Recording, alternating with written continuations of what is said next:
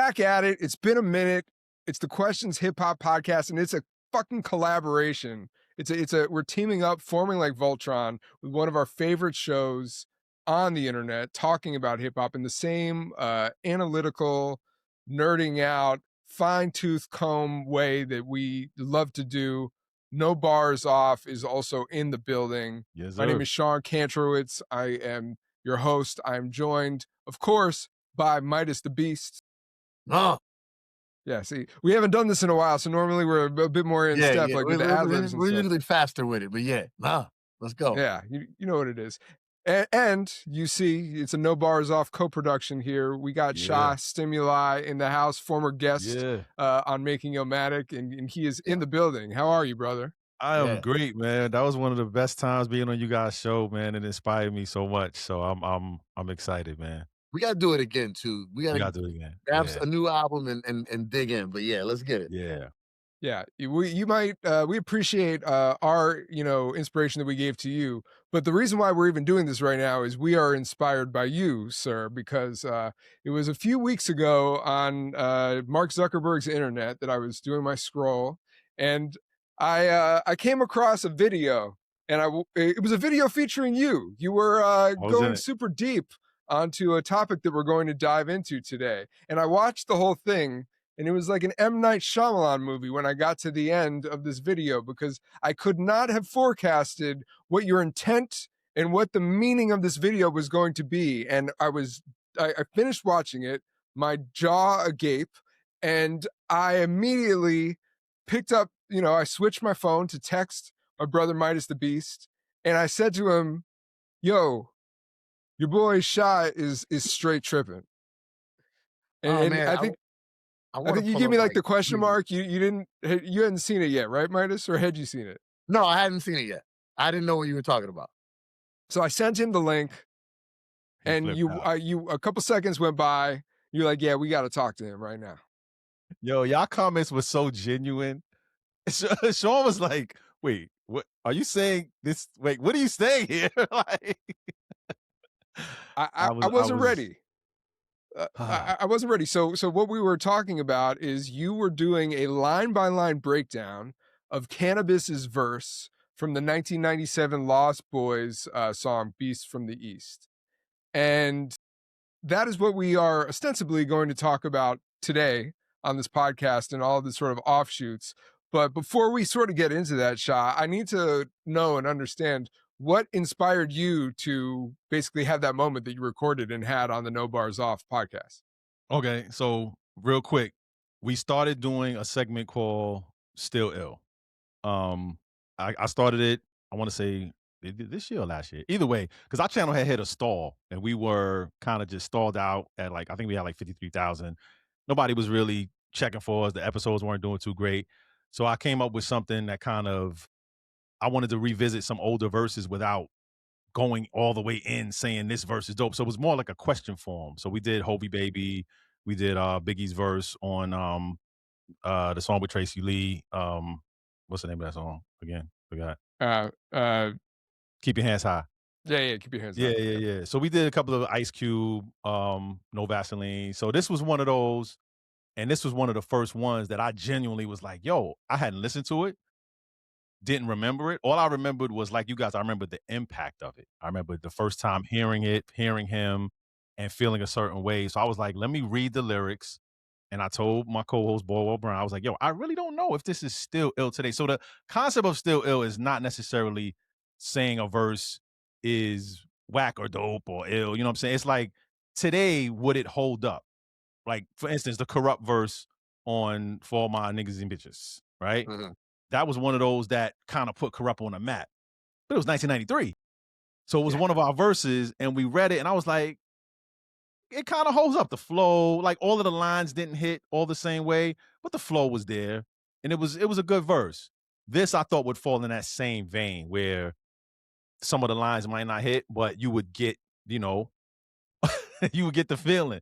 But as I started reading these words, brothers, woo, I was not on purpose. I did not mean. It just seemed so goofy. I was like, yo, what is happening here? And I apologize. I want to dial this back. And I understand the love and the reverence for this man that people have, but this particular verse, come on, man, we got to go line by line. We got to 2026 it, and we got to be honest. So let's wherever you guys want to begin, I will be here with you. All Well, right. yeah, Go ahead, go Sean. ahead, Go Mars. ahead. All right. Huh? Well, I was gonna say it can be a very slippery slope looking in the rear view and comparing things from a 1997 standard to now, and it is sort of impossible. There's a lot of people, and I think this is this is kind of a hackneyed sentiment, but a lot of people will say, "Oh, if you weren't outside, if you weren't there, you wouldn't understand." But with cannabis in particular, cannabis was such a moment in the hip hop zeitgeist at that time that it's almost impossible to listen or even think about him objectively because you have to think about what an energizing moment that he was. He was. i- Yeah. that he was. Now, Yeah. Shah, I'm seeing a lot of movement with your eyebrows. I don't. We I'm might. getting my drink, Brandon. He's man. You're super branded out. You got the shirt, the cup, and the backdrop. Yeah, yeah, Um, yeah, yeah. we have nothing of the sort. We got to You step our don't game need it. up. You know that's the I need thing. a No Bars Off shirt. I need to I get that got you. pop. I All got you. right. So, even I'll say myself, I was not the hugest cannabis fan. I listened. I'll also say this for anybody watching. There's no disrespect to cannabis. At I all. am not. I am not a cannabis fan, and I'm not saying I'm not a cannabis fan in the way that I don't like him. I just, in prepping for this, I sort of Oh, opened up my wait, Apple hold on. You're Music. not a cannabis fan because apparently 99% of them don't exist. So I don't Um, I don't know if well, you need that. that may be true, and peace to James Todd Smith. But I opened up my streaming and I like, oh, let me check out cannabis. And there are a frightening amount of albums that I did A not know million. existed. Like Yes. it's pretty spectacular. So when I say I'm not a fan, I really mean like I have not done the homework. I have not done the due diligence. He might be doing incredible things. He might be a shadow of his, peak self. I don't know. And maybe after doing this, I'm gonna dive in and see. And there's a couple things I did a little light research, but I'll join you. I'll what join I you on that. yeah, maybe we could do like a like Oprah's book club, the hip hop listening club. Like, hey, today we're gonna listen to this 2015 Cannabis album. But I think it's really difficult to listen to things and separate from the context of when it came out and what the overall dialogue was.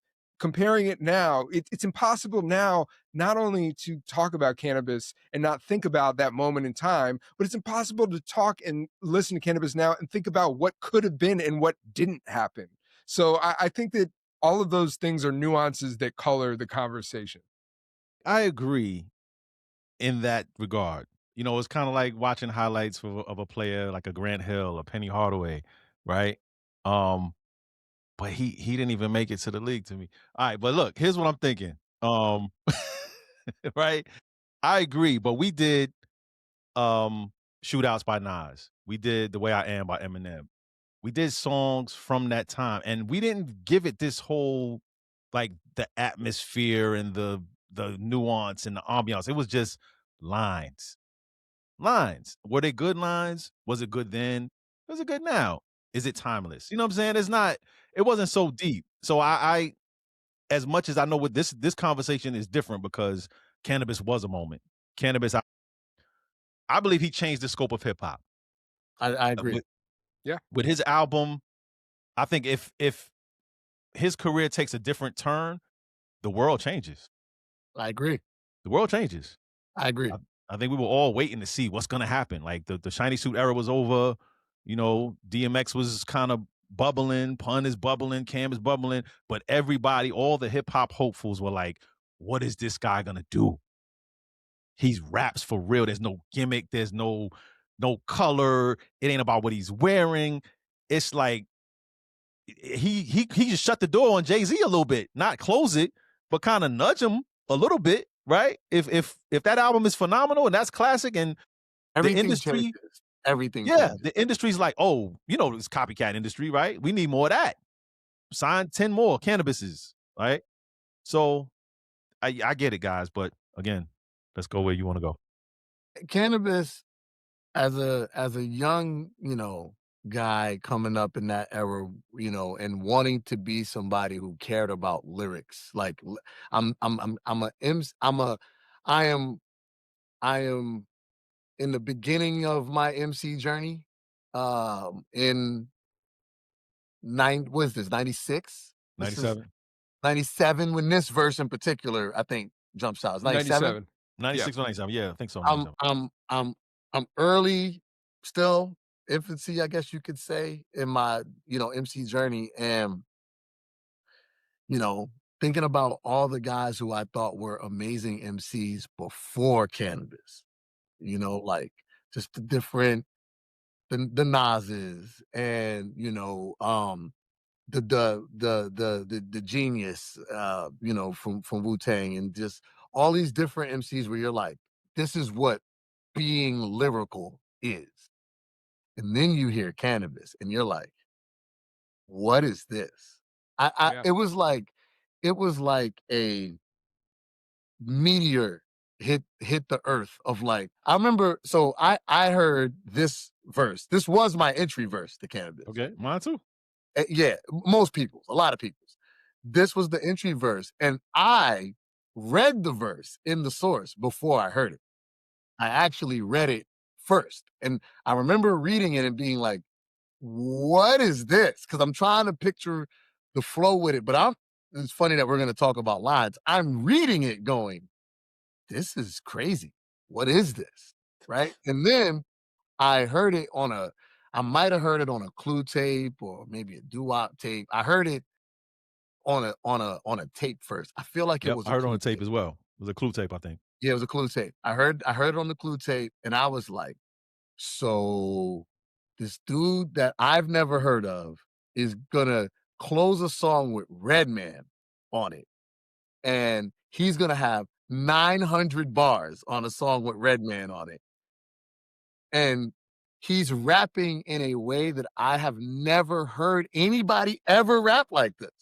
Like, this sounds like this sounds like an alien from outer space to me. Like, at the time, I'm like, yo, because it was all metaphor with no, it was all quote unquote metaphors with no positioning. To your point about, like, it wasn't about what he was wearing, it wasn't about what he looked. There was no lifestyle in the rap. At all. It was Right. just rap in the rap. Mhm. And I was not used to, because even the Nas's, there's a lot of lifestyle in Nas. Well, there's narrative in a lot of the And there's Nas stuff. narrative, Yeah. Yeah. right? Cannabis is Cannabis was a mixtape rapper before we actually knew what that was. Like, before we had the more of the construct to understand and make that differentiation. Because, Yeah, like, this is rapping about rapping. You know Yeah, what I he was mean? an rapping about MC. rap. MC and Yeah, Right. MC. Yeah. super MC. So here's the thing: I'm living in Orlando, and I'm going to school, and at this time in my life, going to school in Orlando, if you didn't listen to No Limit or Bone Thugs, you I would were never guess that. this was Florida. You know what I'm saying? Yeah. So you if Everything you was a if little you weird. were if you weren't into No Limit or Bone Thugs, you was doing all, man, get that Wu-Tang shit out of here, man. It could be Yeah. any nigga. Yeah, I get If it. it I get wasn't it. Bone Thugs Yeah, or it it's was It was Wu-Tang. Wu-Tang. Wu-Tang. Yeah, it's Wu-Tang. That Wu-Tang If Yeah. you were from New York, you were Big ass from the words. Wu-Tang Clan. Big ass words out of A here. lot of people did Yeah, run with right. that narrative as well. So, man, nobody want to hear all that. Nobody want to hear all that shit y'all be talking about, man. We doing this. This is the funniest shit. I would play this verse for people, and it was the first not South or South adjacent Bone Thugs, whatever you want to call it. It was the first of that ilk where the South dudes was like, oh, because it was clear. Like, it didn't have the you had to be from New York to understand what he just said. It didn't have the borough talk. It didn't have this was clear, like, oh, this guy raps. Like, and I get it. I get it living in Atlanta. I get it living in, Decatur or wherever you were getting at. You got it because the lines were clear and metaphorical, I guess you could say, for a lack of better term. So this shit was, Canibus was kind of the uniter of lyrical rap around me, because it was the first MC that, yeah, I could tell you about Nas, and I could tell you about Mobb Deep, and I could tell you about, but you heard him and everybody was wild. It was like, he was like the first, me and Planet Asia did an album a couple of years ago called And One Rap Shit. Fire. And the whole thing is about like the novelty of like being so ill with the tricks. Canibus was to me the first And One rapper. You know what I'm saying? Sure. Like, he was hot Yeah. sauce for MCs. He Like, wasn't first, but he was the first one to kind of get close to the mainstream. yeah, Because- get close to the mainstream. In Yeah. New York, I was going to shows with my brother, and the Outsiders were rocking, and they were doing this. You know what I'm saying? So I was seeing this in '96. I was hearing a young Okay. Eminem. You know what I'm saying? So I heard rapidy rap about rap, and I came from the Master Ace umbrella. So Sure. But You know what he I'm was saying? platformed in a way, like being the only non-Def Jam rapper on the Right. 4321 remix, Yeah. aside from Master P, who is, depending on your preference, No, I get it. he's somewhere in there. But that he was getting platformed in a way that the Outsiders were not. They had not Yeah. received that sort of megaphone at that time. Nobody was. You were buying mixtapes. I was buying mixtapes solely dependent on if there was a Canibus freestyle on the tape. Right. That was the determining factor of the purchase of the tape. You would flip the tape over and be like, Canibus freestyle copped.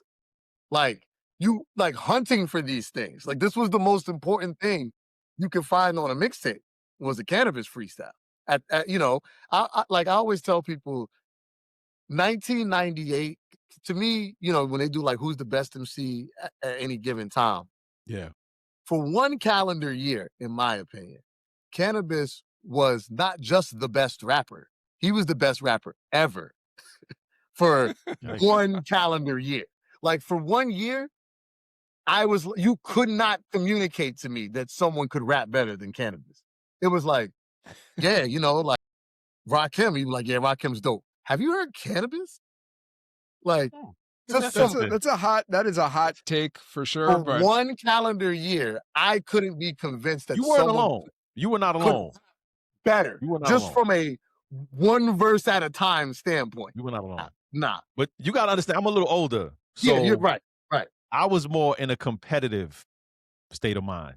And also, I was on a college campus. So the opinions of I was in Delaware. So I got the whole of Jersey. I got Delaware. I got Brooklyn. I got Maryland and DC was, more go-go. But Jersey? So you walking down dorm rooms and this is what you're hearing. I'm still in my competitive mode. So this verse, I treated more of a, like, I'll be honest, when I first heard it, I thought about Winter Wars. And I was like, It has a lot of Winter Wars similarity. I was like, oh, they just took the Capadonna formula and let him rhyme for mad long. So I was already a skeptic, right? And I was poking holes in it from the door. But I also felt the impact of it because I saw it. I was like, oh, once his name started ringing, I was like, well, if he's on this and I saw him on something else, I was like, he could be next. Then he did the freestyle with DMX and Nori, which I listened to last week. The freestyle with DMX and Nori, bro. But what about it? Crazy. Crazy. You said what now? When's the last time you listened to it? Do you remember how the verse starts? The verse? It's 20 verses. The long Canibus verse. Do you remember how it starts? Out of all the verses, I might have liked one. There was one where I used to know it forwards and backwards. Yeah, I don't know, man. He has some real wild lines, and that joint was unfair. Them guys didn't want to be there. DMX was rapping songs. Nori was trying to find his way out.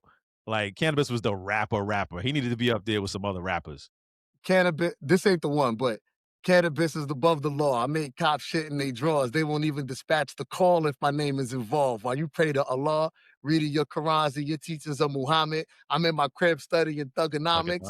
Punks want to murder me. That's why my burgundy suburban beef full of Secret Service security, transporting me back and forth from the Affirmative Action University in aircrafts that take off and land vertically. I died 3 times.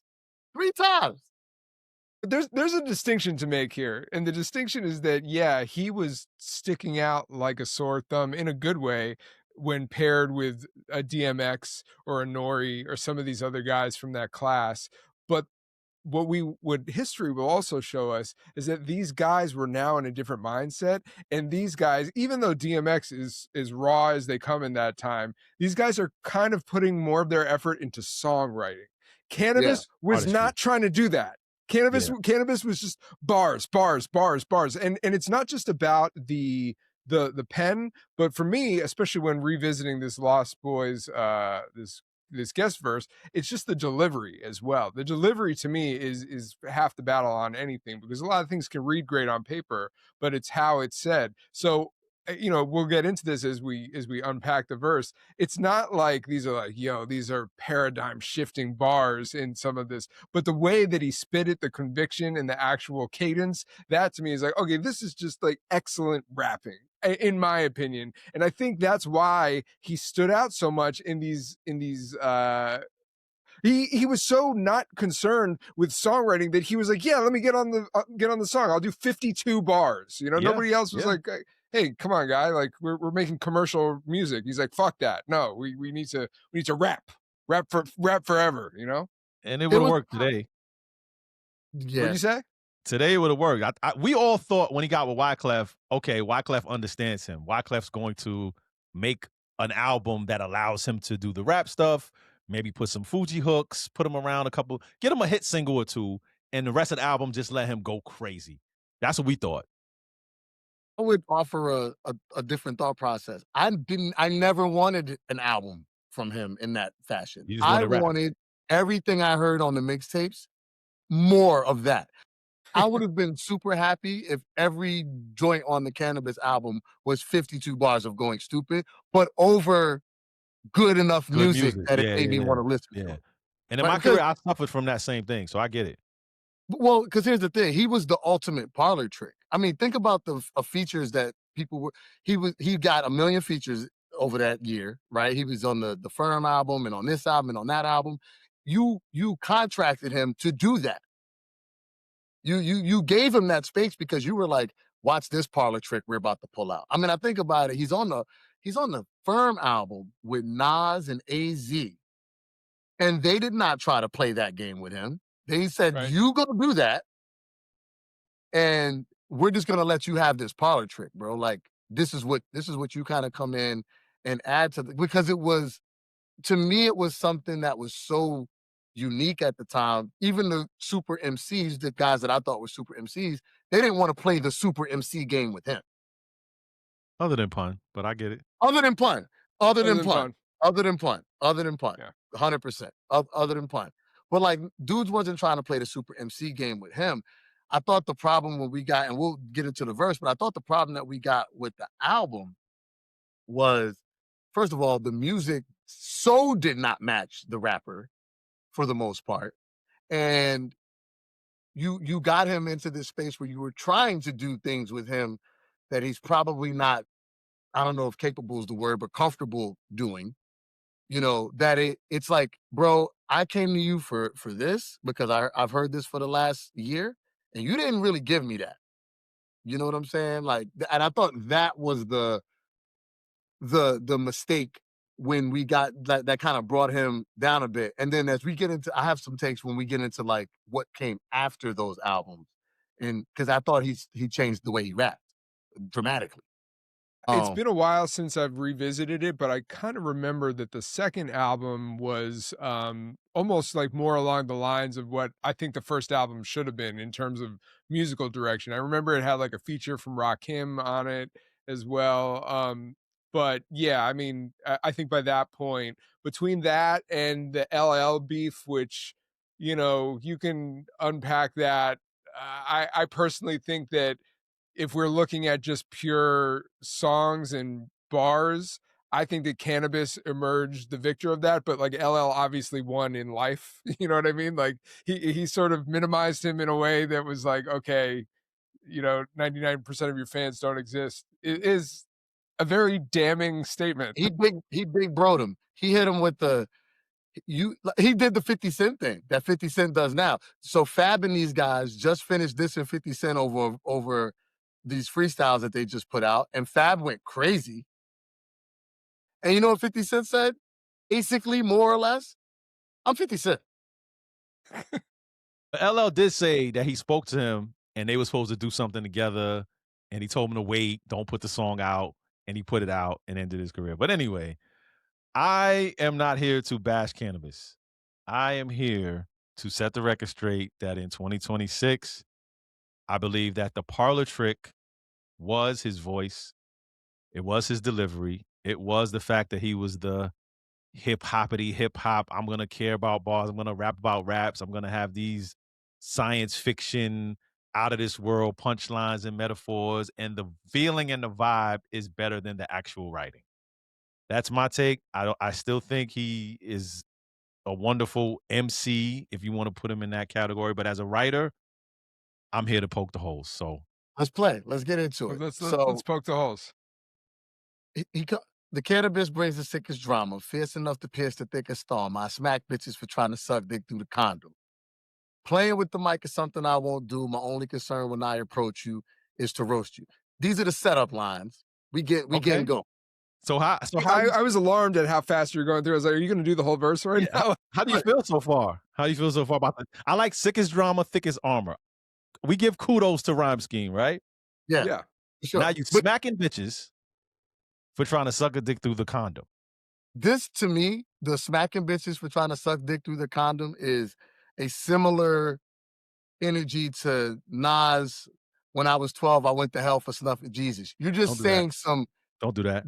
So here's what I'm saying. Somebody tried to bring that up. Save that for when he goes to talk to Adam and Eve. You save that line so I can destroy you. But he does it a couple times in here. But it's the open your eyes big line. That's the problem. The intentionally provocative. The intentionally provocative. Yes. The intentionally provocative line that. So Shy, where I was going with that was the first couple bars is set up for getting into this long ass verse. Yep, so I'm not judging him on the setup lines to start. Okay. By the time you get to suck dick through the condom, you're like, oh, you just said some explosive shit. I agree. Like, sure. Oh, okay. All right. So that's where I would compare it to when I was 12. You're like, oh, that's what you did when you was 12? It's the proto TikTok. Like, you got to grab them in the first 5 seconds or they're going to keep scrolling. It was like, okay. Yeah, it's 1997. That line is powerful. Yes. Not written well, but powerful. But go ahead. Yeah.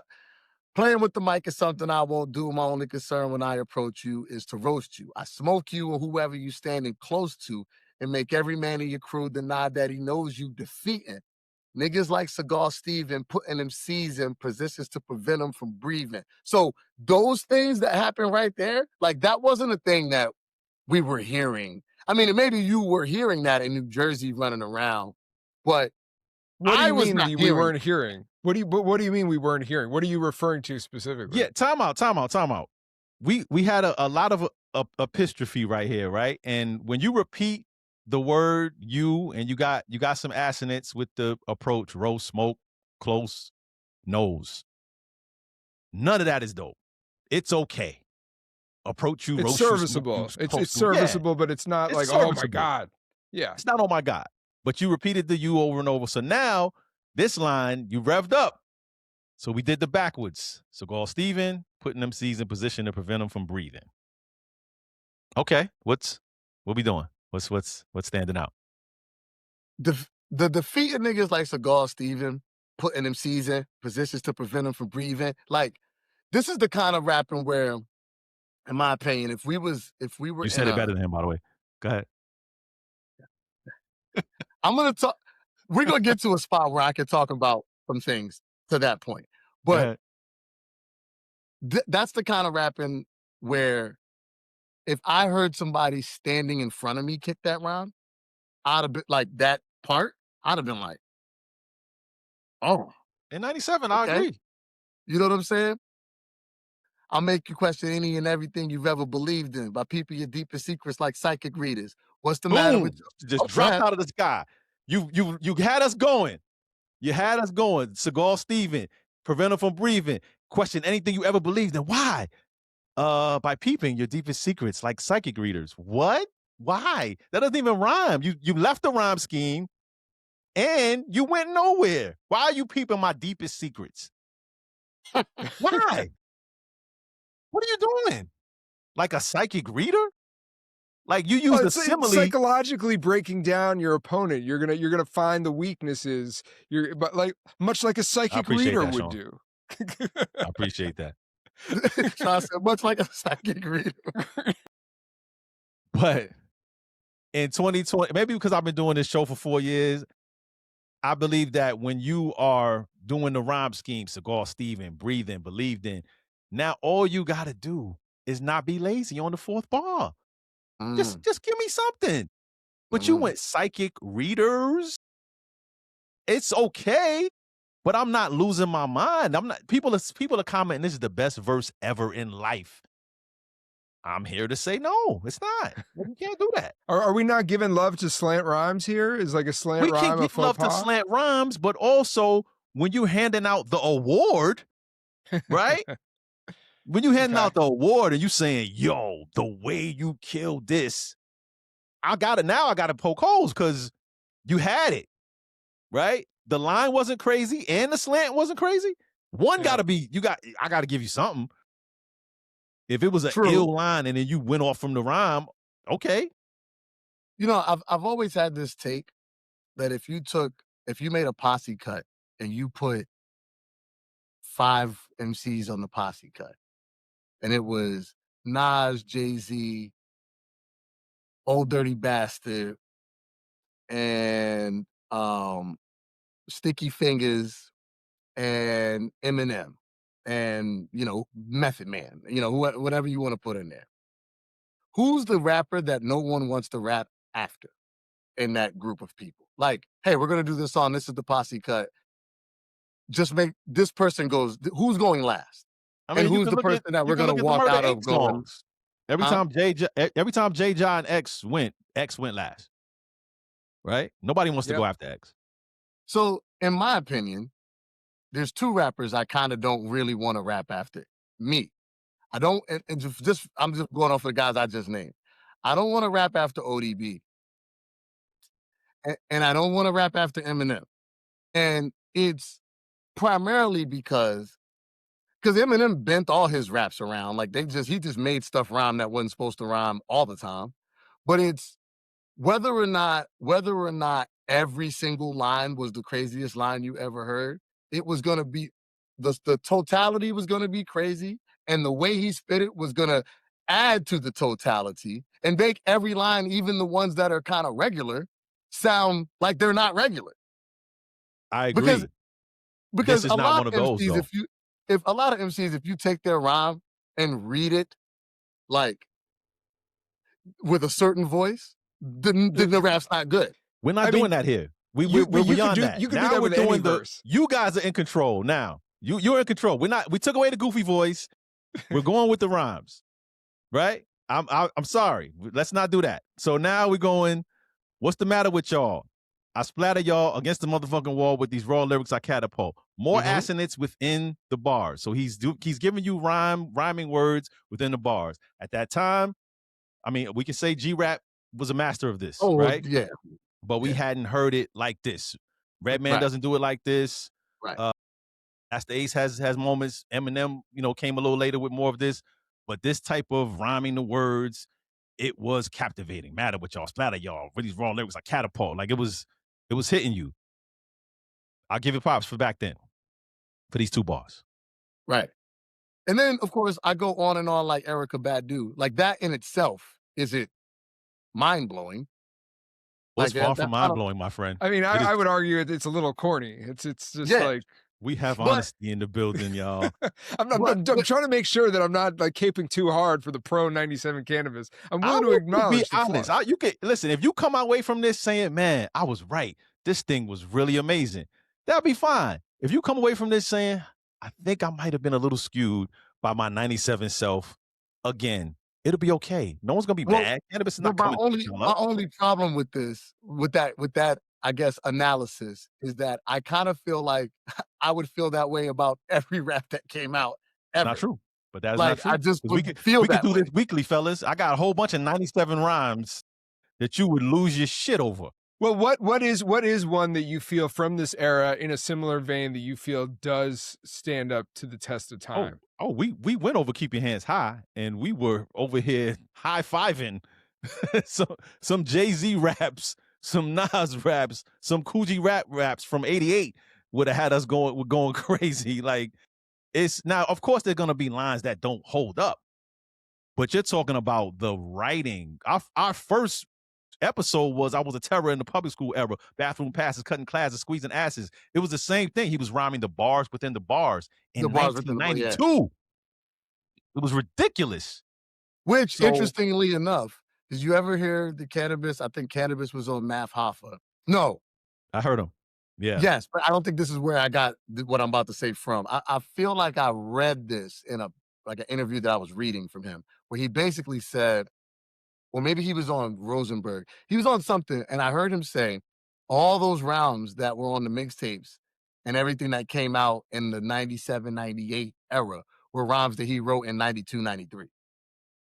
I Makes mean, sense. which is not surprising, because that is like the trajectory of any young artist who emerges in a big way. You could tell that they've been putting the reps in, and you can tell, we talked about that with the Cannibal Ox album, when we did the Making Illmatic, how like a lot of these rhymes that Vast Air had that like were like, oh my God, these like the writing and like the forethought that he put into this were rhymes that were like 8 years old for some of these. When you come out the gate, a lot of these things are things that have been gestating for a really long time. That's why they say it's a trope. You have your whole life to make your first album, and then you have 18 months to make your second album. Even less so today, but that doesn't surprise me. And I think that Canibus was so sort of conceived and identity developed in the keep it real era of New York, like 90s hip hop, in the way that he was writing, that it was almost inevitable that of course it wasn't going to be, if that was the only thing that you could do. And by the time he comes out, there's already a sea change happening where it's like, where the shiny suit era is at its apex, and there's a little bit of other things that are coming out, but now you have, as you mentioned, like No Limit, all these other things that, like, keeping it real in the New York style was not going to be enough to save you on the horizon, what was to follow. So of course he wasn't going to necessarily be able But to I think it thrive. could have been, Sean. I think it could have been. But who did? Who did basically hang their hat on that and was able to, coming out from that time, really thrive in a way? Well, you got to think about DMX, right? DMX and Pun was a lyricist, a lyrical lyricist, but Pun Yes, had for the sure. wherewithal to say, all right, I'm going to take from Biggie's formula and make songs, right? DMX had more, if you want to call it lifestyle rap, because it wasn't about his raps, it was about his street life, it was about, women, it was about other things. Canibus, he had to diversify his bonds at some point. You know what I'm saying? No, for sure. But what I'm saying is that being so dogmatic to the keep it real ethos, even the guys that you just mentioned, like Pun and DMX, had women singing choruses on their first albums. You know what I mean? Like, they were making concessions, even though they were channeling this lyricism and this ferocity. They still were making concessions. Like, okay, but we need to make songs that will succeed on the radio. And I don't necessarily. Say it again? He just wasn't that person. He wasn't that person. None of that was in his persona. Right. Yeah, none of that was in his I mean, it was just mind-blowing that the man was talking. I think it was on the song that he did with Common that he had like the last bar, he shouted out the URL to his website. Like, that felt dangerous at the time. Like, you're not allowed to talk about the internet on a rap song. Canibus.com. Yeah. Well, also this so first of all, I don't think this, of the 98 Canibus, I don't think this is the best. This is not the best verse. Like, this is a good verse. This is a great first verse. But the verses after this were better. Let's keep going then. So right? I'm going to say these two bars are the reason why all of y'all are cloudy, because he keeps giving you things that sound like they're good. Balls big enough to battle, the use of alliteration, and then I'll go on and on like Erykah Badu. That song was kind of new. So it was like, it was grabbing us. Yeah, right. but it It wasn't was good. zeitgeisty. It was like, oh, this is like of Yeah. the moment. Yeah. Yeah, it was of the I moment. also think there was a lot of setup lines in this. Like, so the whole verse, let's say it's 60 bars or however many bars it is. It's like 52, I think. Yeah. What it really is 8 really good lines that everything else was a setup to get to those 8 crazy lines. But Let's those find 'em. 8 crazy lines are really good crazy lines. Let's find them. So one right here. An MC so ill. That is also a wild you skip admission one. for that skip is also one. a wild admission for you to make about a verse that you are standing behind, that you're saying out of 52 bars, there's 8 good bars. Well, He's I saying like the to rest turn is on set up. you in this. The rest but is set my up. point being, those Oops. lines to me were so good that because when you go back to that Nas verse, the barbecue verse, the Jesus line is the only line everyone says. It's the Jesus line. It's one line. It's one line out of the whole thing. It's the line that made his career. It's the line that got him signed. But it's one. So in that case, that was everybody says everybody here. If you hear Joe and Jay, the first Nas verse. I mean, but it's not the first Nas verse. It's one line out of the first Nas verse. But it's a good line. It is. Let's go. Got a few in here. I disagree. Okay. Twice as arrogant as KRS is. Who want to test this? Right? 100 times nicer than the best is. Twice as arrogant as KRS is. Who want to test this? Again, rhymes within the bar, making you feel like he's killing it. Fuck y'all. You don't impress me, and no one can test me. An MC so ill, I got AIDS scared to catch me. You feel like this is one of those? That line? That's a great line. That's a great line. Okay. Great line. I'll give it to you. I'm not going to take anything away from you. That's the one. Yeah, that's one. That's one. But you don't sound happy about it, Shy. You're saying you're going to give it this. I'm 97 competitive mode. I like that line. I don't. At the time, I felt it was a little edgy and racy, and there were people dying from AIDS. I was like, ugh. But as an MC, yes. I got AIDS scared to catch me. I got the thing that's killing everybody else. Yeah, that's dope. Scared to have me. I'm the thing that it is scared of. That's to me that we walked all this way to get there. If you're gonna give it that, I will give you that. That's the best line I've heard this whole time. To this point, it's the best line for sure. And we're not even halfway through the verse at this point. So it might be the best line, but go ahead. Okay. All that shit you popping will stop when I put you in a headlock and apply pressure till I crush your motherfucking noggin. That's Pop just and stop, braggadocious. lock, motherfucking noggin. So he's doing it again. Keep going. And it's just braggadocious. Again, getting to the next metaphor. He was metaphor to metaphor. It was riding the train and getting off at each stop. Okay, let's get off. Right? So he's moving towards his next one, which is go. right here. I grab mics and push niggas to the left so fast their hearts end up on the right side of their chest. It's a hard line. I grab the mic, and then I push you to the left really fast. It's not my way. I'm grabbing the mic. And now your heart moves to the other side of your chest. That's how hard I pushed you. Why you grab the mic first? What? Because you had it? You had the mic? You did open mics, right? So, but he grabbed multiple mics. He said, I grab mics. Like, it's like ongoing thing. I always grab the mics, and then I push them to the left. So, that's what this is. So, again, you've done open mics. You've never ran up on the mic so hard body that you was like, yo, give me this shit. And got busy. I've never pushed nobody that fast. No, nobody has. I mean, it's metaphorical, guys. He's talking about the ground. It's good, though. Nas didn't snuff Jesus, but it was good. It's not as good as the I got AIDS scared to catch me, but I do still think, but it is clever. I think it is clever that he pushes you so hard that your heart shifts to the other side of your chest. Like that's good. It's at least as good as anybody else's good line. Okay. You know what? As much as I'll give you that, I think that setup bar. I'll give you that the setups weren't always that great. It was light in this I'm verse. sorry. I'm used to just at least more rhyming words. Like, that's just me at this point. That's the 2026 me saying push niggas to the left, and then you got a bunch of words so fast, hard to the right side of their chest. Okay, yeah, but I'm not loving it. But I get it. Why it's hard. That's why it's hard to only look at like I don't understand how we can only look at it from where we stand today and That's put that's the today's segment. That's my side. You got Making Illmatic, I got Still Ill. That's what I do. I'm sorry. but the context matters. Yeah, it Like the does. context matters. So like, cause like I can write a better rap than this today, in my opinion. Like I can, Biggie could too. He's not even here. But go ahead. right? Like I feel confident that I could.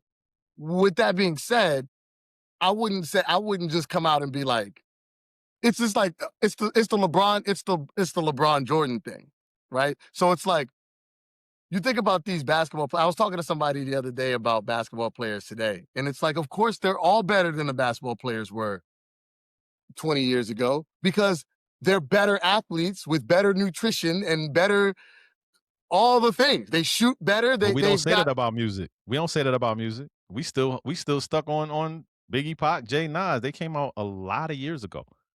So well, yes, but almost none of them are better than they were.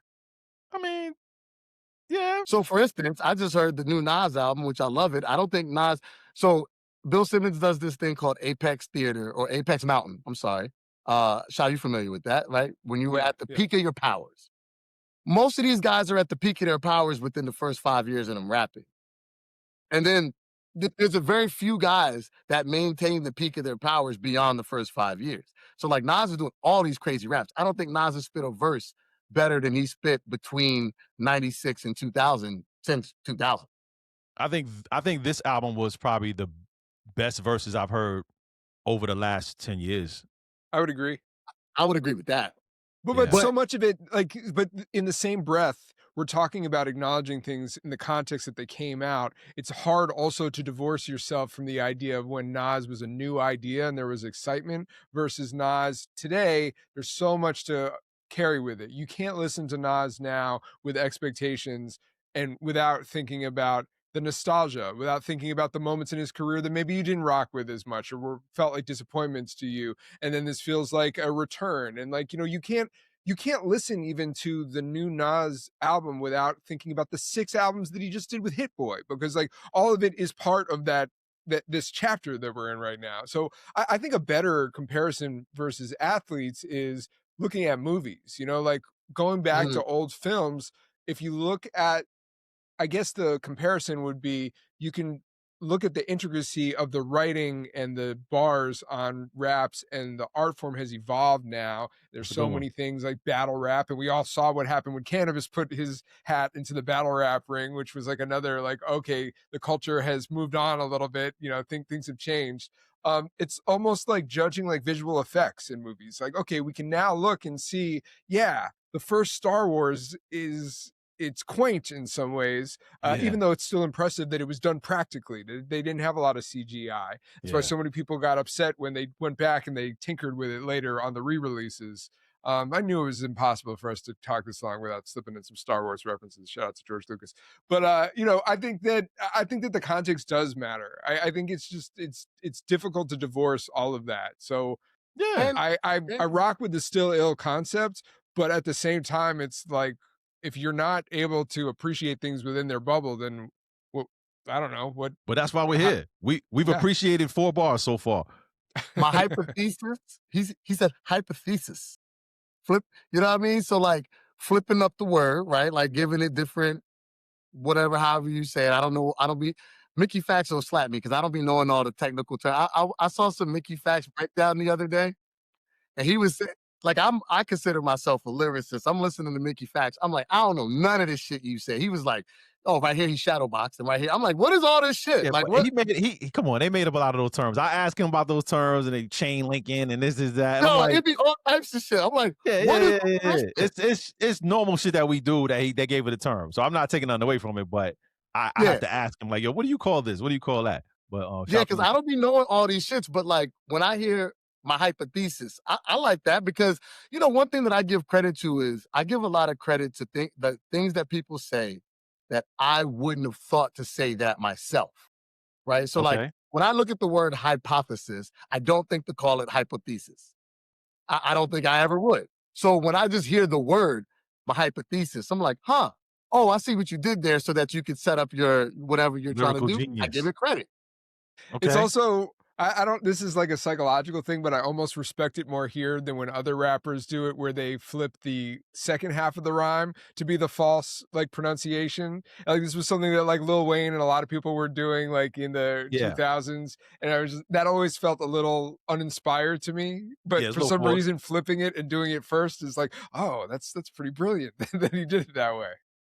Well, here's the interesting thing, right? So a lot of rappers that freestyle coming up freestyling and all that kind of stuff. One of the things that so I don't freestyle them. I don't You mean freestyle. off the top of the head, right? Freestyle off the top of Yeah, the head? yeah, off the top of Okay. the head, yeah. I Yeah, don't yeah. freestyle off the top of the head. I haven't done that in forever. That's not a thing that I try to do, claim to do, care to do, or really care to listen to. And one of the reasons why, and Sha, I'll agree with you on this. One of the reasons why is because I don't really care for setup lines.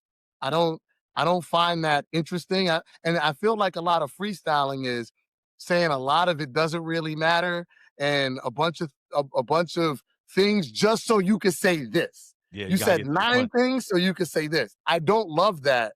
Yeah. And he does that a lot here. Like it's a lot of I'm just gonna say a bunch of things to get I got this bar I want to get off. How can I get to that bar so I can get it off? I don't love that. I don't love that with my today brain, but I also don't think that he did it badly here. I thought he did it really well, but then the lines that he hit with, again, they're good lines. I will give you hypothesis, lyrical genius. Like again, he's Mhm. rhyming more than one word in the bar. Got his song like a seamstress. That in '97, that simile is high. It's a good simile. I give it. Right. But here we go. All right, here we go. Here's where he fires and then gets shot at the same time. Like, if you want a battle, I'm down. If you got 9 lives, I'll take 8 of them off your hands right now. Do we need to call Mickey Facts? Because maybe he knows what feline reference is involved in this that I'm missing. Because I thought he was maybe saying he's He-Man and he's battling cats, and maybe you're Battle Cat or you're Cringer, and then where's the cat coming in? Why do you have 9 lives? Go. Well, go ahead, Sean.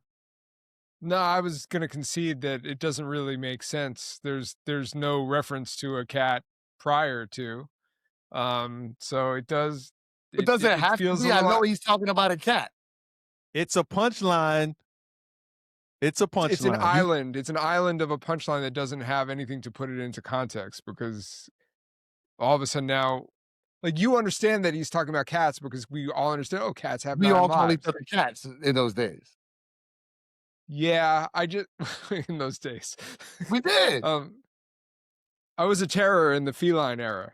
Um, uh, I mean, it's look, if we're going through the microscopic, analytical, surgical thing, I understand Shah's qualm with this here because you could have done it in the prior bar. You could have there's all these bars. You could have planted the feline seed somewhere to make it technically better written because it is there's a structural flaw in the logic of this.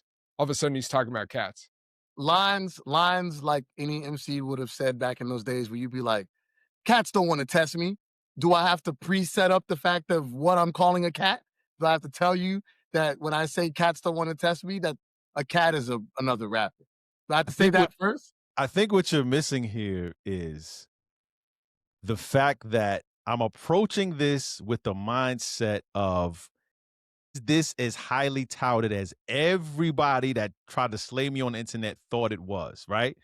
So as I'm going through these lines, I'm finding these flaws in real time as I'm saying it, and I'm like, I can't even say it good. If you got 9 lives, I'll take 8 of them off your hands right now. Step up and get your neck cut from ear to ear. If you survive, then you can cover your scar with a beard.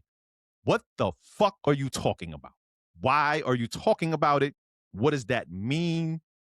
If you survive a cut from here to here, you can cover it with a beard. My beard doesn't. It wouldn't cover the scar here. Maybe yours would.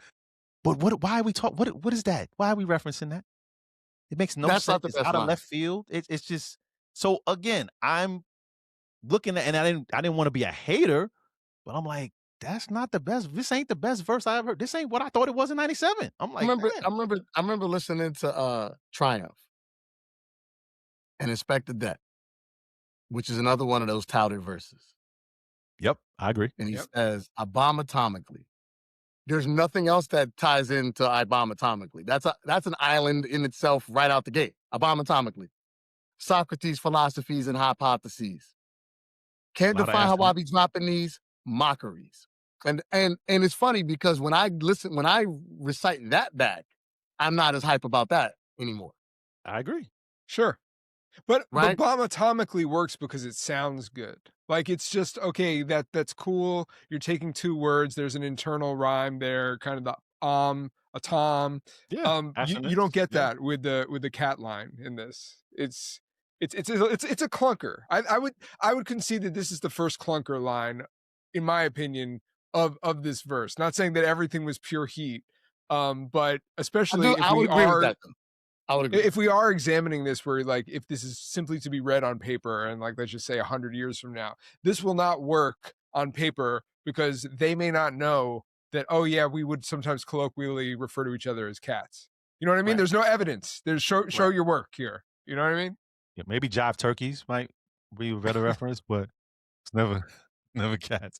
What about the cut from ear to ear and covering your scar with the beard? Like he's trying to help you out after he cuts you. He's like, yo, man, but listen, if you make it out of this, all you gotta do, bro, yeah, you'll be good. If you make it out. But guess what? I done took 80 alive. I took 80 lives already. So I don't even know if you're gonna make it out. You know what I'm saying? I took 80 lives out the gate. Right? So okay. Can y'all see where there was just buffoonery in my mind? I was just like, That y'all that line's not the best line on there. I'll concede that. I'll okay. concede that line is that's not that crazy, right? Even as because again, with him leading to setups to drop the ill line, that was the line, and that's not a really crazy line. I'm the illest from Queens to the New Jerusalem Britics. Anyone who ain't feeling my shit, it can suck my dick.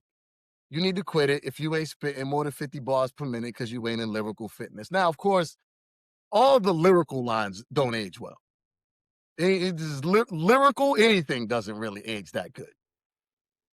Lyrical Just gats. lyrical gats. Going back to the Inspector Deck line, he lyrically performed armed robbery. Yeah, he did. I don't even know how you do that. That's a tough one to do. That is tough.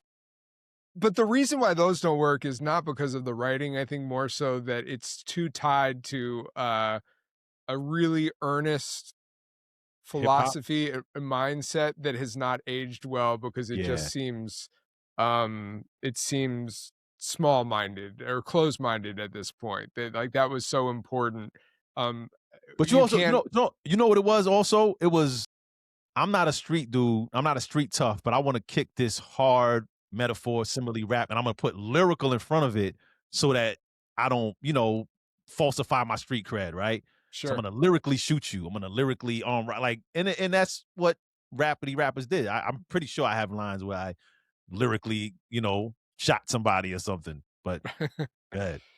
Yeah. Uh, But I mean, I enjoy again like talking about playing with the form and thinking about it not just on paper but as performed, the way it's recited, the shiddick, diddick, and clearly this was done before. Maybe it wasn't in vogue at the time, but I'm not mad at that. You know what I mean? Like it's style. That's style. You know It's what I mean? stylistic. I don't like penal invites. I never like those, but that's just me. It's my least favorite kind of invite. I'm right now, there with Yeah, you.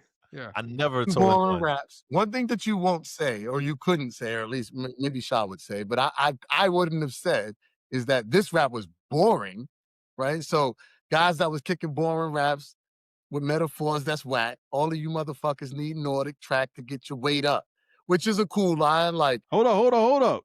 I thought you lost weight on the Nordic track. that's the line. That's the line. The line I'm is confused. flipping the fact that the line is the flip. If he would have said, if you could make it rhyme and you were like, all you motherfuckers need Nordic track to lose weight, that line wouldn't be as good. What? Wait. So So he lied? Wait. The flip is him saying that the bar, the metaphor, whatever you want to call it, is the fact that you need Nordic Track to get your weight up to fuck, because getting your weight up to fuck with me. Like, you got to get your weight up. You need Nordic Track to get your weight up. That was the flip. He could have said a line and made it around where he said something about Nordic Track and that's how you lose weight, but I don't think that would have been as cool. Are we discounting the idea that you could potentially build leg muscle on a Nordic Track? And if you did, might that result in you getting your weight up? And do we think it's possible that Canibus had seen commercials for Nordic Track, but maybe didn't totally understand what a Nordic Track was? Now that is what I believe, because I believe he's in the special class. But you go ahead. Did you guys have Nordic Tracks in your home or know anybody who did at any point? I did not. Were out. The commercials were out. So maybe you're right. Maybe muscle weighs more than fat. He feels like you build your muscle, you get your weight up, and he's probably done the research because he, was on the internet back then. I think he posted a blog about it on Canibus.com back in that day. Probably so. I'm not a fan of that line though, but y'all go ahead. I don't love it either. You get ate up, beat down, and sprayed up just for bringing my name up. I like that. He's up, name up. I like it. Yeah. But even that setups, he's getting to his next shit, which is this next little Mickey Facts. Tell me what this shit is. Let's go. Been rocking longer than niggas twice my age. Back in the days before Bob Marley was rocking a fade, before Honest Abe signed the paper that freed slaves, before Neanderthals was drawing on walls and caves. No. You don't rush through this now. He's been rocking longer than Huggins twice his age. So let's say he was 20. Who was 40 at the time? Rev Run? No, Rev Run wasn't even 40. Melly Mel? Melly Mel wasn't even. He was rocking longer than who? What is that a Everybody. stat? Hold on. Rap is hyperbole. But that's not a stat. You still got it, Sean. It still has to be a stat. You're writing you're hyperbolic. I went to hell for snuffing Jesus. I did something so egregious that I went to hell when I was a child. I did something crazy. I've been rapping longer than someone. It's not a stat. It's not. That doesn't do anything. But keep going. I don't know that it doesn't do anything.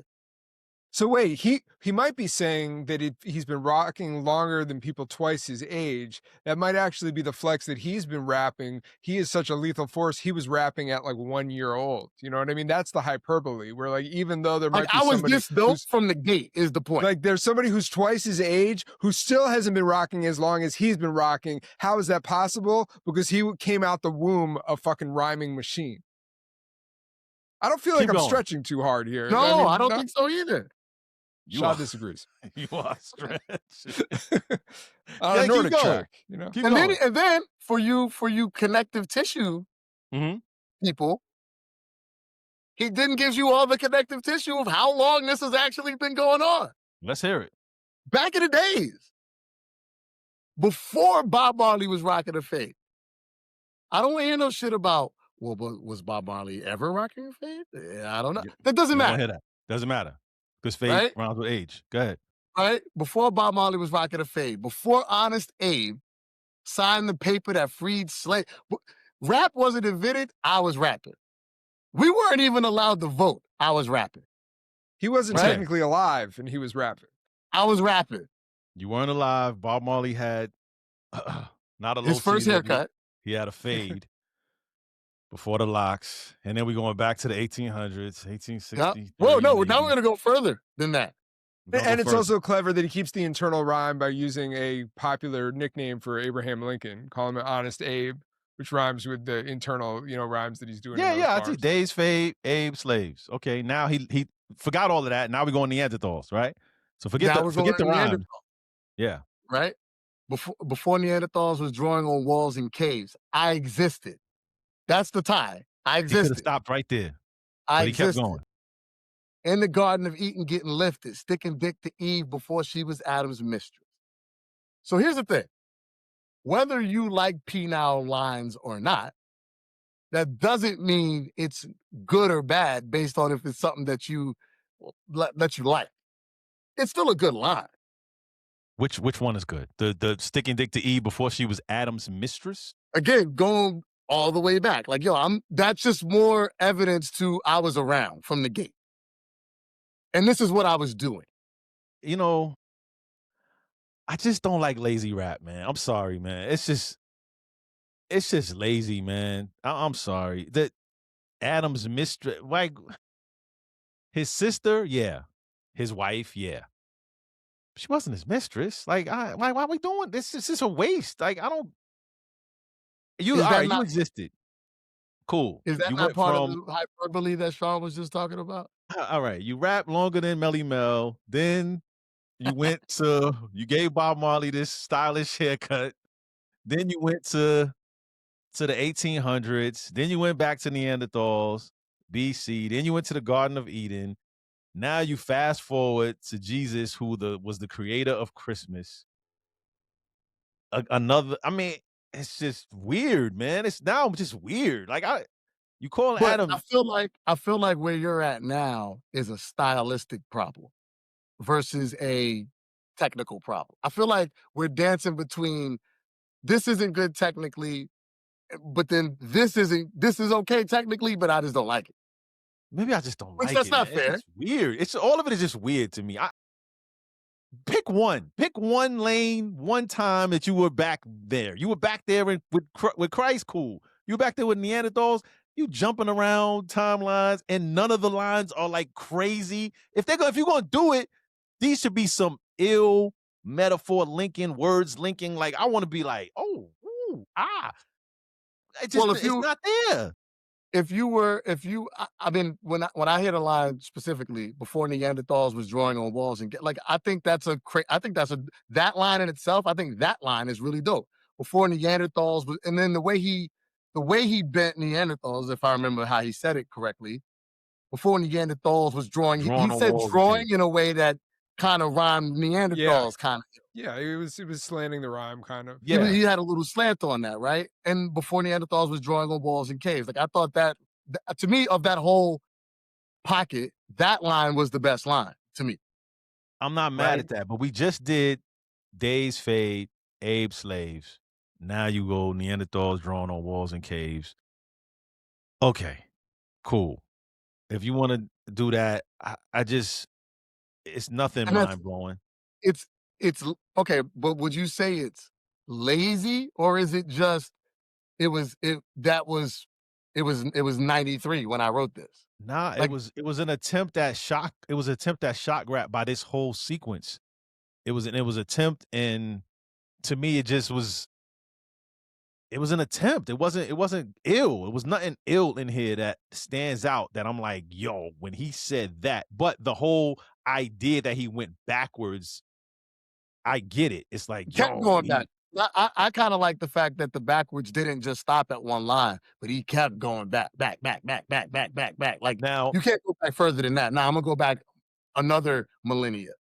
what would have been dope, and I think as a writer, if he went back and then kept going back and then kept going back and then kept going back.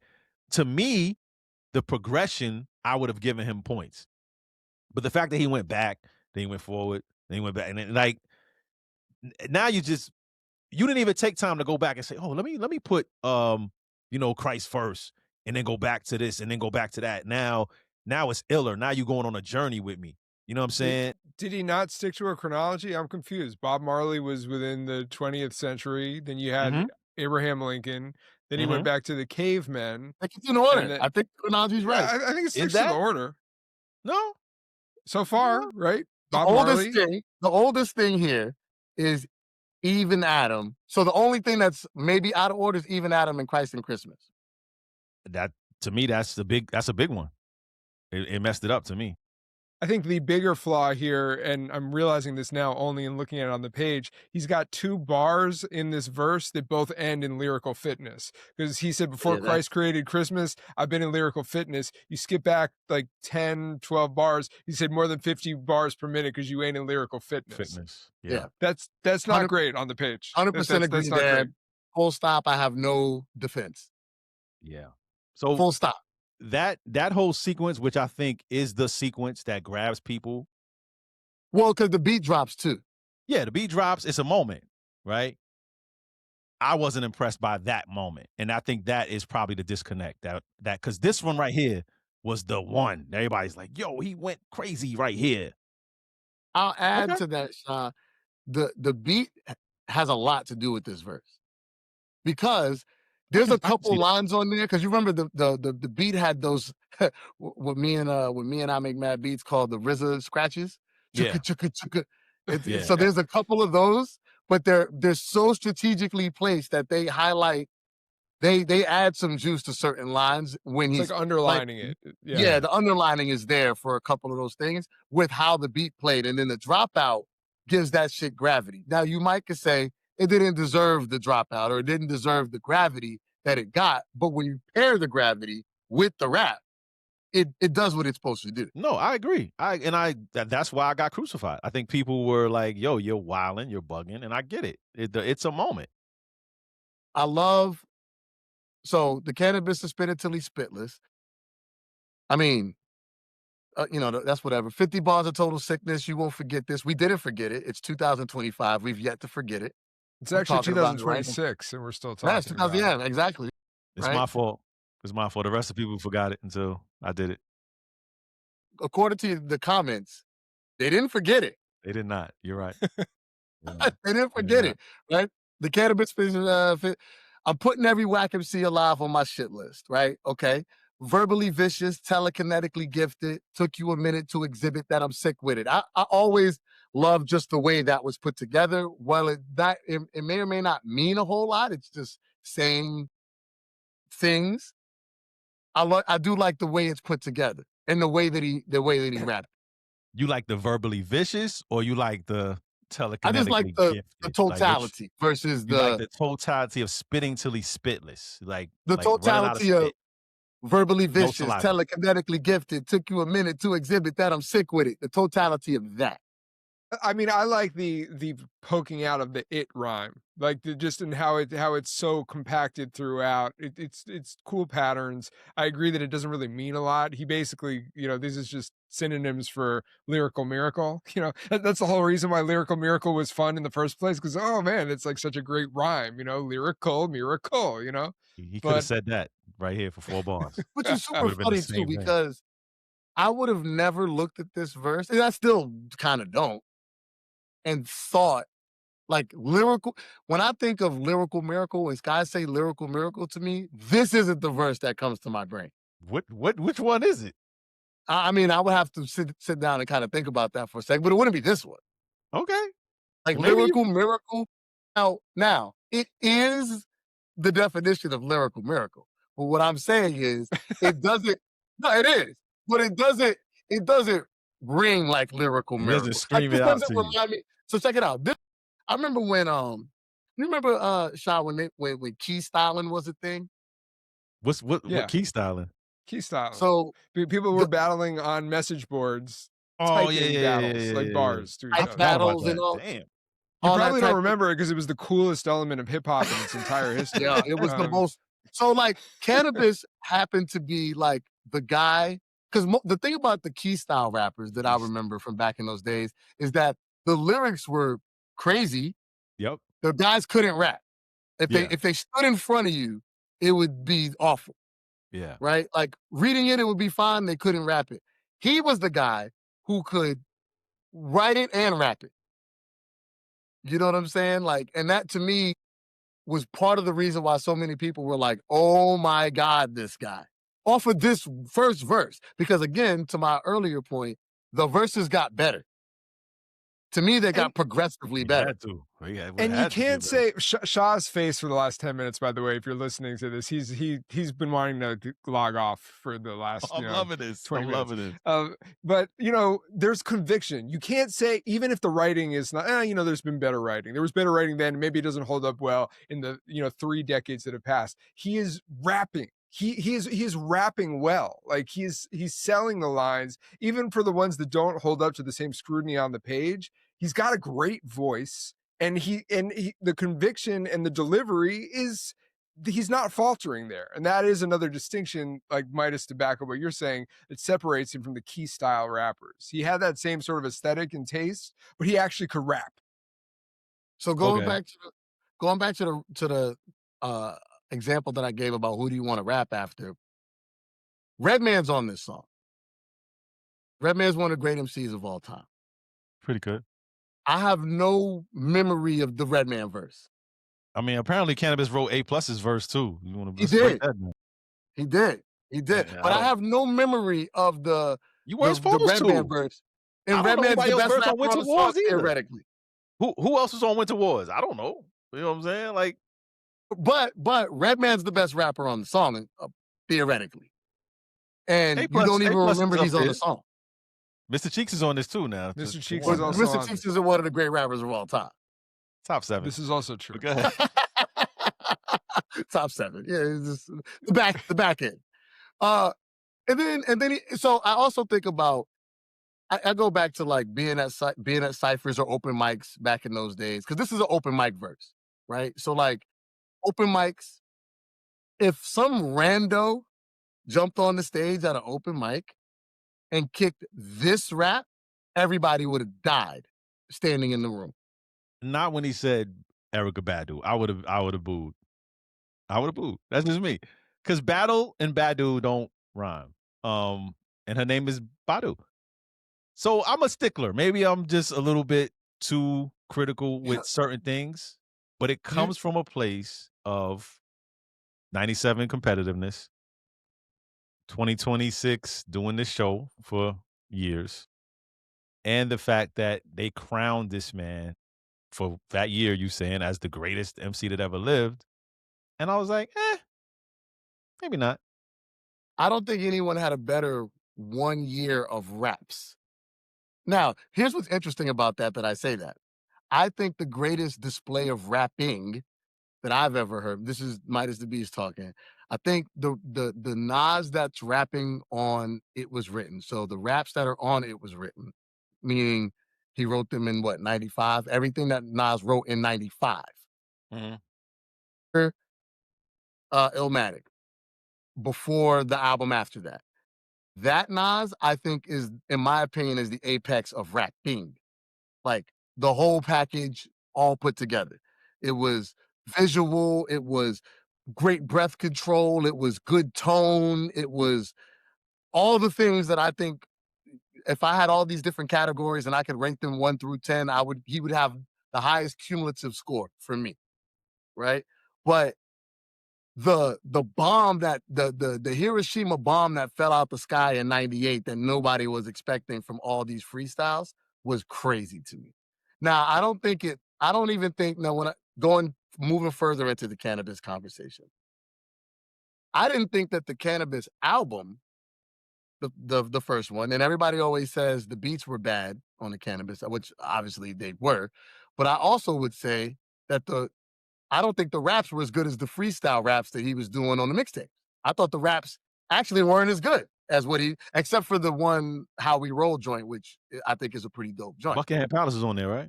Buckingham Palace is on there. And Buckingham Palace is a good verse, but I don't think that verse is better than any of the verses that I heard him on Clue tapes.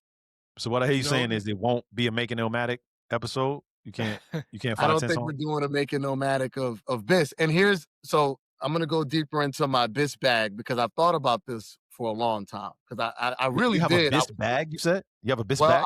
The BIS bag. I was blown away by Canibus. And then when I got the album, I was wanting to still be blown away. You made Sean sneeze. Go ahead. Yeah. I was wanting to still be blown away. And I don't think he leveled up or even maintained the level of lyricism that he had on the mixtapes on the album. Right? And it's because I think by the time the album came out, this is my theory, I think by the time the album came out, this was already starting to change his style. It started moving away from metaphors, because metaphors was his thing. He was the metaphor guy, in my opinion, at the time. It started to move away from that was the difference between him and a Pun. Pun was doing the Coogee rap thing. This was doing metaphors. And I think by the time we get to the album, and then after the album, he started leaning way into science. It moved away from metaphors and moved into, the planetary, universal, scientific. And it was just I don't even know what's happening here. And That could have still worked if he did that with metaphors, but he sacrificed the metaphors to do the science. And it went more and more and more and more that way. So all the albums all those 50,000 albums that Sean looked up, they started going way out of space. And he didn't have the metaphors and that was, to me, that was the draw. And I don't think he knew that that was the draw. I think he thought that the draw was just the lyrical miracle. Back in 98, I don't think he was lyrical miracle. I thought he was metaphor. He was doing metaphors. And I think he turned into lyrical miracle. And that's I my don't understand opinion. the distinction between leaning heavy on metaphors and lyrical miracle. I sort of view those as one and the same. If you are not telling stories and you're not revealing much about your persona, then I think that it becomes rap about rapping, and it doesn't matter if you're using metaphors or similes or Well, any other kind of I agree. devices. It is still all lyrical right. miracle. I'll answer that like this, Sean. Yeah. The When I say lyrical miracle in that way, when he started moving towards being all scientific, so how I was saying that he was doing these setup lines to get to this punchline, he moved to a place where there were no punchlines. Gotcha. There stopped being punchlines. It was just setups of saying things without the punch.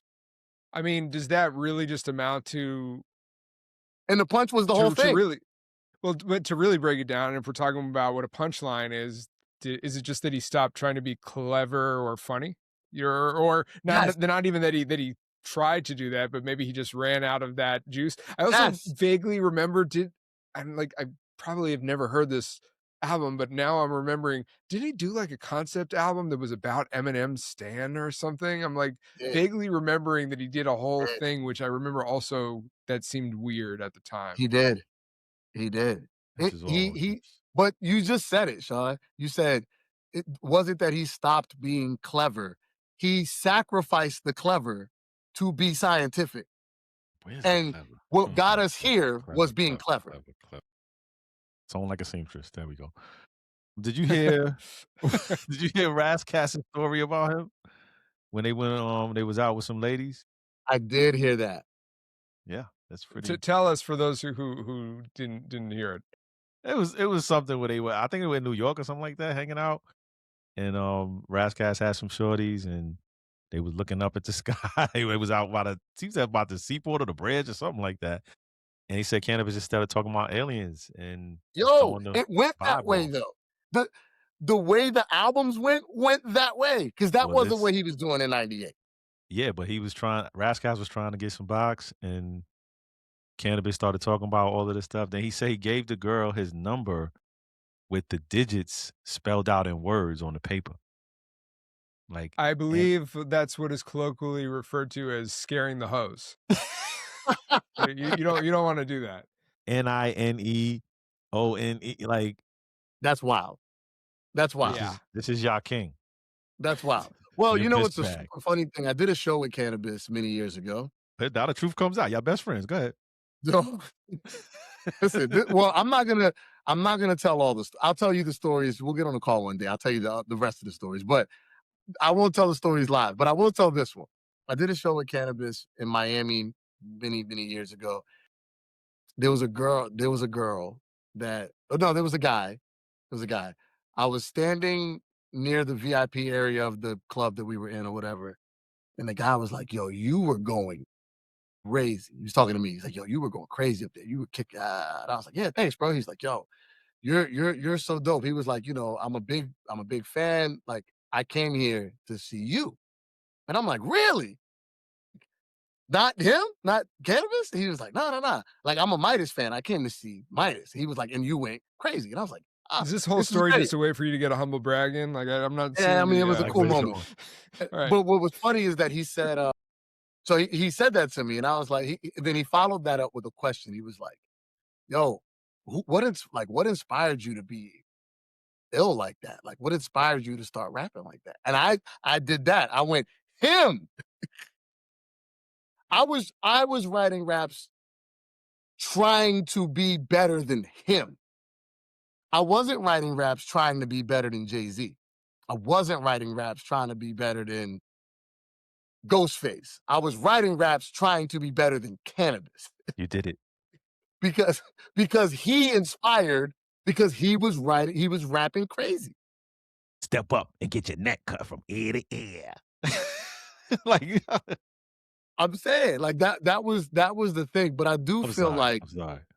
listen, I get it. I'm really But I also- disappointed that this story didn't end with Canibus like attacking the fan or like getting mad at you for taking, you know, the spotlight. That's where I was forecasting this Yeah, going. did he go up and say you want to battle?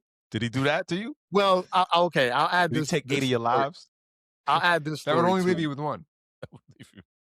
I'll add this story to it because I don't want to tell the whole thing. But he after the show was weird because you know obviously nowadays it's regular for people to rap over their lyrics. That's people do that. I of course us super MCs or whatever you want to call it, like we don't believe in that, but that's more of a normal occurrence nowadays. Clearly, I had never heard of such a concept back in the day. And the show, he rapped over. I almost want to say, and this is without like 100% knowing this, but I want to say he rapped over the CD tracks. Just he didn't have no instrumentals, right? Like he was rapping over the song. Yo, run down the FYE and grab me 2000 BC and just use that, and we're gonna get busy. So his set came off a little weird because he was rhyming over, the sound wasn't all that great, whatever. We went to at the end of the show, there was a guy in the back who was trying to interview the performers and things like that. And he was interviewing Canibus and he asked him to kick a freestyle, to kick a verse. And Canibus said, "You ain't just see me rap for 30 minutes on stage?"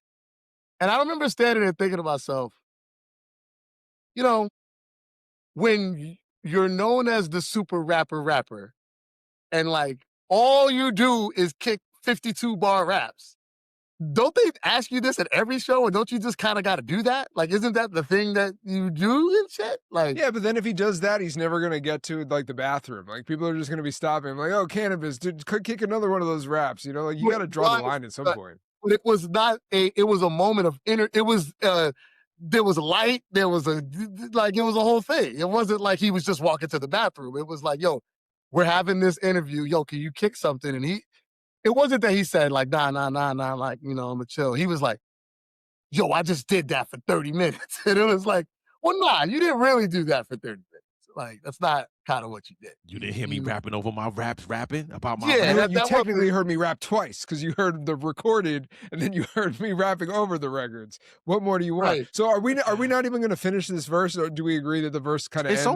It's only a couple more bars. You got now. You tell me who you think is damaging shit. Going once, going twice, sold to that Negro named Canibus. Me and Mr. Cheeks, A Plus, and Funk Doctor hopping out the Huey helicopter to Suey chop ya. That's it. Yeah. I don't like any of that. So he brought it home. He brought it home. It wasn't the greatest. It wasn't the greatest bring home. But I do feel like the totality is better than the, what do you call it? Like the sum of the parts, I guess you could say. Whatever. The sum is greater than the parts. Yeah. You watch this man rap over his better raps than the sum. on stage, and you hear defending. He rapped over his raps, and you hear defending this man. I'm not defending the man. Nice. I'm defending what he did in '98. By the time we did that show, it was not '98. This is true. Okay, you off my list.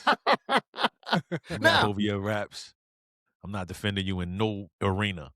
Now, there was a time in my life where I would have felt extremely stressed if Sean was like, yo, I got a beat, I need you to jump on this, and Canibus is on it too. There was a time where that would have stressed me all the way out. I'd have been excited. Yeah, well, you were older than me. I was scared.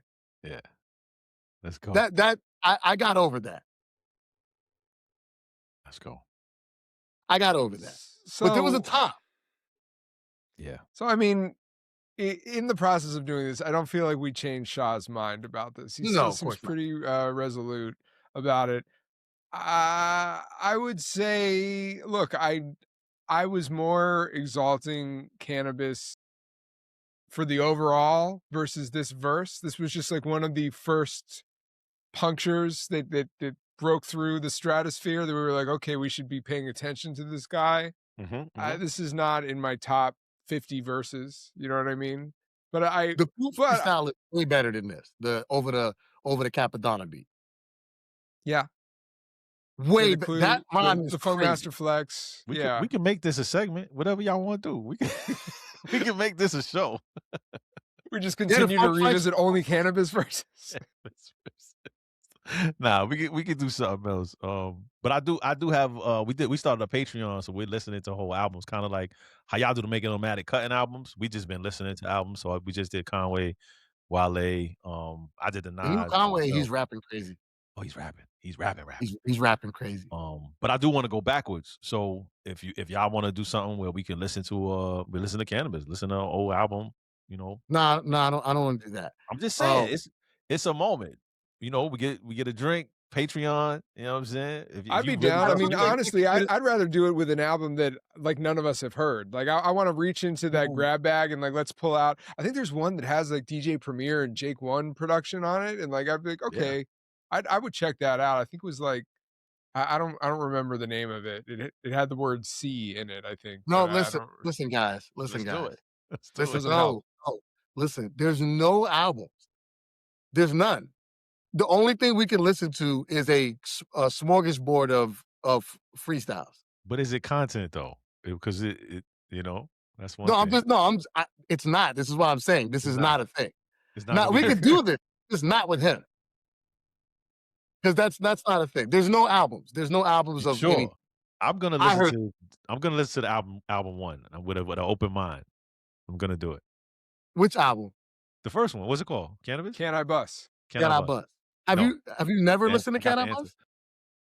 In 90 in 97, I like Buckingham Palace. That was the song I liked. So let me ask you. Let me do a fake interview for you. You were in 98, in Uh-huh, 97, whatever, 98. uh-huh. You were not impressed. At all. I was the only person on my Even then. I was totally fighting and arguing daily with I mean, people saying, I would project it. I would say for him, this was probably especially then because at the time you weren't just listening as a passive consumer; you were looking at somebody who was competition. yeah, I was trash. You know what I'm saying? I had just started kinda, getting comfortable with rapping out loud and thinking I was good, but I knew. I was like, "Nah, that's not gonna work." But did Is you feel So like there you rapped better? no, I was learning. I was still kinda learning. I had rhymes that I thought were good, but I wasn't, like, active or anything, you know what I'm saying? I think I was 20 are maybe. Are there albums or artists from that era that you put under the same scrutiny of being overtly critical because of that competition that time has, revealed to you that you were being too harsh and stripped away from the competitive nature of evaluating and stuff that you now are like, "Oh, actually, this is actually very good." I think around that time, Black Star was my boy had bought me Black Star, and I was like, you know, okay, okay, but it was quick. I went from nah to like yeah, like. But I will say this: I interned at Entertainment that summer, or Rockefeller first, then Entertainment that next summer. So I heard Cameron, that sampler, the Confession to Fire sampler, and adversely, I was blown away. I was like, "Yo, he got it. This guy's amazing. I want to go work at this label." You know what I'm saying? Like the same with Jay. I was like, "Nah." I knew that's gonna work. Like he's rhyming. He's good. So I knew what I liked. I knew, you know what I'm saying, what was like But there kind of wasn't stuff that you felt, like, sort of fiercely against at the time because your ego might have been like, "Oh, I'm better than this guy," and now you're has time changed that for you? Like, do you evaluate in a different way? I probably we used to have the Black Thought Common Mm, controversy, and I was on the common side. And after a while, I realized that that was a mistake. uh, Um, but we had the Biggie Redman, and I felt like Biggie got that. I was on his side, so I think Black Thought was probably one of the ones that it wasn't really competition, but I just didn't. I didn't see the big picture until a couple years later, and really listening to certain things, and I was like, man, I was blocking it. Like I was trying to think it wasn't what it was, but and I will say this, guys, Cannabis to me birthed Papoose, right? I feel like Papoose is in that yeah. same. that same vein. Yeah. So to your point, MidaZ, when I was on radio with Papoose, and I told the story on the show, I was on some, I'm about to flame this guy. He does all of this. People like him for all of the whatever, whatever, whatever. He rapped. I rapped. Bar 12. I froze a little bit. Like I had the line, but it didn't hit me because I was signed. He wasn't. I was on my chains on. Yeah, yeah, yeah, yeah. I'm comfy. Pause a little, trying to get it back. Yeah, yeah, yeah. He jumps in and does one of them cannibuses. Like, I'm rolling my eyes like these lines ain't hitting, but they hitting. Yeah. In that arena, we on Sirius Radio, Mixtape Kings, they hitting when he's going in. So by the time it came back around to me, my energy had like shrunk. You know what I'm saying? Like, so I came in with this attitude, and then regardless of whether I thought I'm better, like those lines didn't hit in that forum, in that arena, he he murdered me. You know what I'm saying? And I left it with my team like, "Well, I'm signed, so you know what I'm saying?" Like, So whatever. yeah, but you learn. There's a rapper, a local MC out in Orlando. I'm not gonna throw him out there. I don't be wanting to be negative in my o- uh, older age, but he was kind of like the lyricist in Orlando, and I was like, he's not saying anything. He doesn't say anything, and there was so much like, nah, like when you talk, who's the best lyricist out here? And it would always start with him. Start with And him. I would just be like, where does it come from? I couldn't, my brain doesn't, still to this day, my brain doesn't understand it. But he also does all the rap tricks. And I Shout don't, out to the rap tricks. I've actually the further I go into writing and creating and things, I'm all about moving as far away from the rap tricks as I can possibly. I don't want to do none of the rap tricks. So like me and Planet Asia talk a lot because one of the things that we have kind of in Shout out to common Asia. about like Love that yeah, guy. yeah, one of the things that we have in common about like what we like from rappers is it's being quote unquote lyrical, but being cool. Like you still gotta, I gotta wanna kick it with you. I gotta wanna, you know what I mean? And like Asia will do some things. Like sometimes like we'll be sitting down writing and I tell him this all because he does it a lot. It's just one of his techniques that he'll pull out. He'll do this thing where he says a line, and then the line that it's supposed to like the following line that's gonna rhyme with it, don't rhyme with it.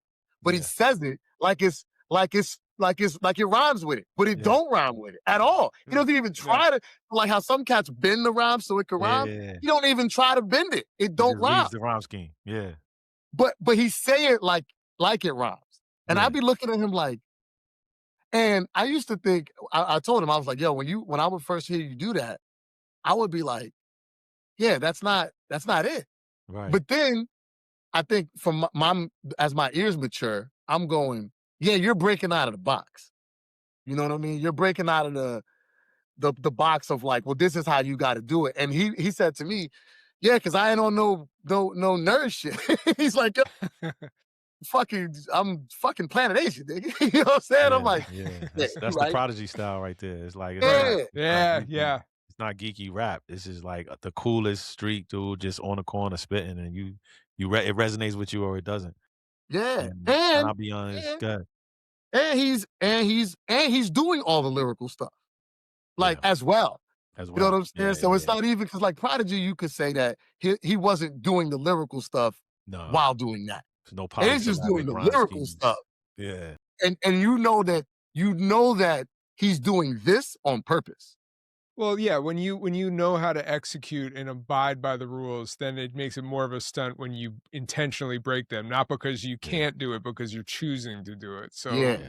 That's that art. that matters. And I like stuff there that are super adhere to like rules, and then I like with people who disregard those things too. I mean, that's it's at the end of the day, that is the biggest contention with how we will often evaluate and look at things from an analytical way. It's almost more like sports. Like at the end of the day, this is art. It's like very subjective. So there's no like steadfast rule because somebody will do something where, you know, rap was like predicated by drums, you know, like the first time people took drums out. That was me and Rhett Maddox still joke about it every time we talk about you, MidaZ, how like, you know, MidaZ is the guy who hates drums. And like, you know, I'll be at an event with Rhett Maddox and he'll be like, yo, this is a dope beat.